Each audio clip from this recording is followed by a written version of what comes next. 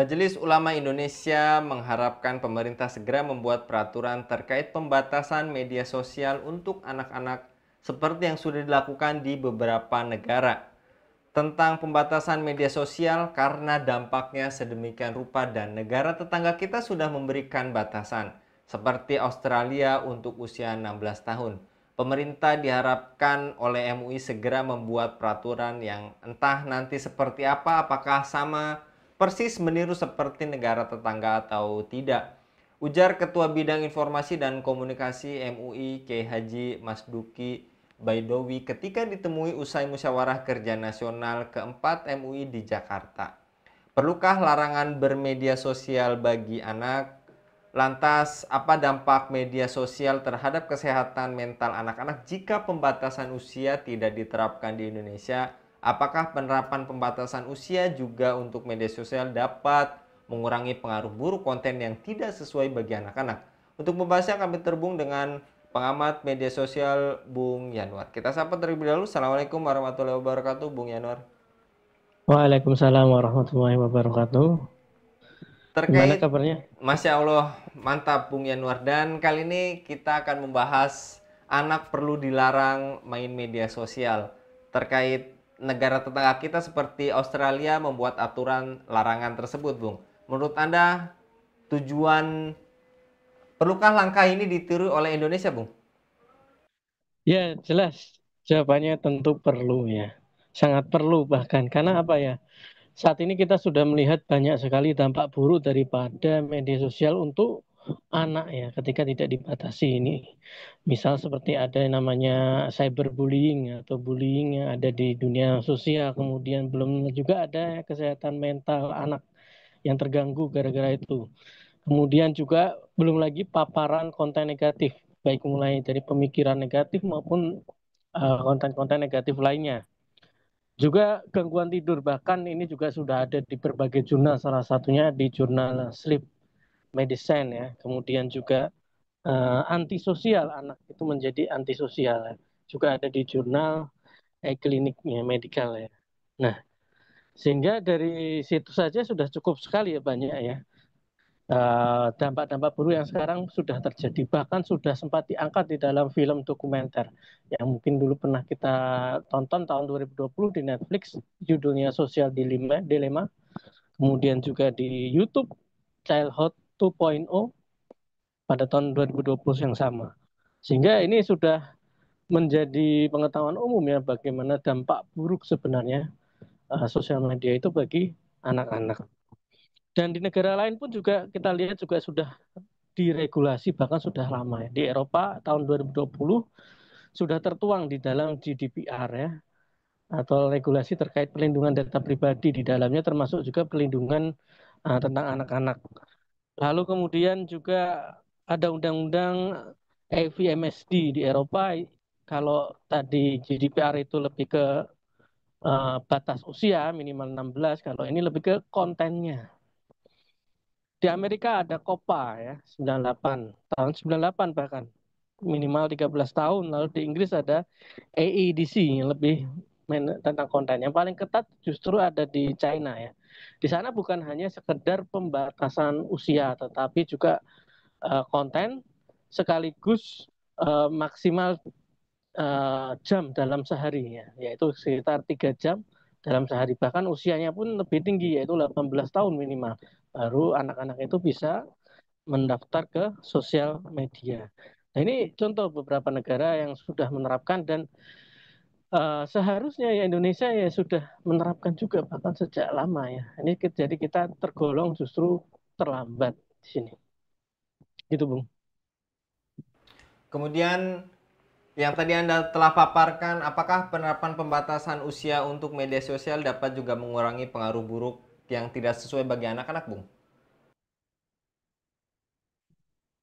Ya, terkait ini apakah bisa mengurangi ya?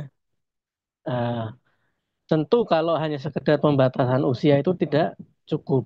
Ya ini adalah solusi yang parsial ya. Yang mana sebenarnya belum menyentuh akar permasalahan, tapi ini tetap dibutuhkan untuk saat ini ya. Jikalau kita lihat ya bahwa terkait dengan fenomena sosial media ini bukan hanya sekedar batas usia dan batas waktu saja. Yang penting itu justru adalah diisinya atau konten, muatan konten di dalamnya yang seharusnya perlu diatur agar sesuai dengan anak. Nah, sosial media yang sekarang ada ini dibangun dengan asas kebebasan. Artinya konten apapun boleh masuk, baik negatif maupun positif, benar ataupun salah, baik atau buruk. Mereka tidak memandang itu. Yang penting semua bebas membuat sesuatu, membuat konten dan bisa dijangkau oleh banyak orang. Nah, ini kan berbahaya ya. Artinya mereka bisa mendapatkan kebaikan, tapi di sisi lain mereka juga bisa mendapatkan keburukan. Nah, seharusnya ya, sosial media itu diatur kontennya ya, disesuaikan dengan konten yang sesuai dengan Islam karena kita ya, Indonesia ini mayoritas Muslim ya, apalagi kita seorang Muslim ya, maka sudah seharusnya ya disesuaikan dengan konten-konten yang sesuai Islam. Konten-konten yang tidak sesuai Islam harus difilter atau diblokir. Juga perlu adanya regulasi media, ya kan? Tidak boleh ada media-media yang bertentangan dengan Islam. Nah, itu juga perlu diatur. Selain itu, regulasi ini juga tidak bisa berdiri sendiri. Butuh dukungan dari sistem-sistem yang lain, misal sistem sosial atau pergaulan, kemudian sistem hukum, terutama bagi mereka yang melanggar, bagaimana juga sistem pemerintahan. Jadi ini harus satu paket dan harus sesuai dengan Islam. Ya, begitu. Baik Bung Yanwar, dan menurut Anda apa dampak jangka panjang dari media sosial terhadap kesehatan mental anak-anak jika pembatasan usia tidak diterapkan di Indonesia? Dan jika itu diterapkan, lantas apakah generasi muda di Indonesia tertolong dari mudorot sebagai efek dari bermedia sosial tanpa batas yang telah Anda sebutkan tadi? Iya, terkait dampak jangka panjang ya. Tadi terpapar oleh konten-konten negatif, terutama pemikiran-pemikiran negatif. Nah, ini sangat berbahaya ya.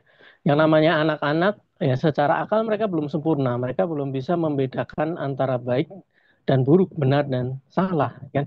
Maka ketika mereka terpapar konten-konten pemikiran yang negatif, maka itu bisa mempengaruhi perilaku, ya kan. Perilaku itu dipengaruhi oleh mafahim ya atau persepsi, persepsi dipengaruhi oleh pemikiran. Nah, di sini jika mereka terpapar konten negatif maka akan mempengaruhi perilaku-perilaku mereka. Bisa jadi mereka menjadi orang yang individualis, bisa jadi mereka feminis, ya kan, bisa jadi sosialis bahkan atau liberalis dan lain sebagainya. Ketika mereka terpapar konten-konten negatif, apalagi sekarang ini ada yang namanya banyak ya konten apa namanya pemikiran-pemikiran negatif, persepsi-persepsi yang salah. Misal contoh child free, kemudian marriage is scary, kemudian LGBT bahkan ini kan sangat berbahaya sekali. Nah, itu yang pertama. Yang kedua, pergaulan bebas tentunya ya. Dari sosmed akhirnya mereka bisa berpacaran, kemudian melakukan perzinahan, kemudian bahkan tadi LGBT, pelecehan seksual, itu kan banyak terjadi kasus-kasus dari awalnya kenalan di Facebook, terjadi pelecehan seksual, bahkan sampai pembunuhan. Ini kan luar biasa. Belum lagi kesehatan mental, ketika ada bullying misalnya, ketika dia dibully di sosial media, secara mental dia belum kuat, kedewasaan pun juga belum terbentuk, maka ini sangat berakibat bahaya sekali ya. Bahkan bisa membuat anak itu mungkin bisa jadi bunuh diri, ya, memberanikan bunuh diri. Ada beberapa kasus yang seperti itu. Dan yang keempat, standar hidup, ya. Akibat tadi mereka secara akal belum sempurna, akhirnya mereka memandang bahwa standar hidup adalah apa? Apa yang viral di media, apa yang uh, tren, ya. Mereka FOMO, fear of missing out, ya kan. Apa yang viral, apa yang tren mereka anggap itu kebenaran. Bahkan tak berapa waktu yang lalu pernah ada kasus penghinaan kepada Rasulullah dan agama. Setelah ditanya kenapa kamu melakukan itu, supaya viral katanya. Oh, ini kan bahaya sekali, luar biasa ya kan. Ini kan ngeri ya kalau standar hidup mereka adalah ditentukan oleh apa yang tren, apa yang viral. Akhirnya mereka menjadi hamba materi, menjadikan materi itu sebagai segala-galanya ya. Cuan atau kemudian viral, terkenal dan lain sebagainya. Nah, apakah efektif? Tentu ya tadi belum efektif karena tadi tidak menyelesaikan masalah pada pangkalnya, akarnya, hanya sekedar pembatasan usia. Tapi tetap ini penting, ya, daripada tidak ada ya gitu. Tapi ini harus kita pahami ini hanya solusi parsial. Kita harus memberikan solusi yang menyelesaikan akar permasalahan. Yaitu tadi dengan adanya ide kebebasan yang begitu masif yang menjadi standar bahkan dalam pembuatan sosial media dan lain sebagainya. Maka agar mau efektif ya selesaikan dari akar permasalahan, juga jangan lupakan solusi-solusi lainnya yang berhubungan. Jadi harus satu paket. Ya. Dan terakhir Bung Yanuar, yang juga telah Anda tadi paparkan, walaupun belum cukup tapi setidaknya sudah mulai ada. Kemudian apakah pemerintah Indonesia sudah cukup melakukan sosialisasi tentang etika digital dan memberikan jaminan keamanan di dunia maya untuk masyarakat, khususnya bagi anak-anak? Ya, kalau terkait ini sulit ya saya mengatakannya. Saya katakan kurang ya. Bukan hanya kurang tapi terlambat. Bahkan saya nggak tahu ini ya, bagaimana sosialisasi yang dilakukan oleh pemerintah ya terkait hal ini ya. Kita belum melihatnya sama sekali di dalam sosial media ya. Mungkin ada, mungkin tapi sangat sedikit sekali karena ya tadi belum sampai ke banyak lapisan. Apalagi sekarang ini ya terkait dengan penggunaan sosial media bagi anak itu ya hanya sekedar ya himbauan, sekedar saran, hanya sekedar aturan dari sekolah dan orang tua saja. Jadi anak itu sekarang ini pembatasan sosial media atau akses kepada handphone itu ya hanya di apa namanya berlaku di sekolah atau di pesantren saja. Begitu di rumah ya tergantung orang tuanya apakah memberikan akses atau tidak. Kalau orang tuanya memberikan akses ya sudah, wassalam kan begitu. Ya. Maka ya di sini peran pemerintah itu tidak terlihat sama sekali bahkan ya.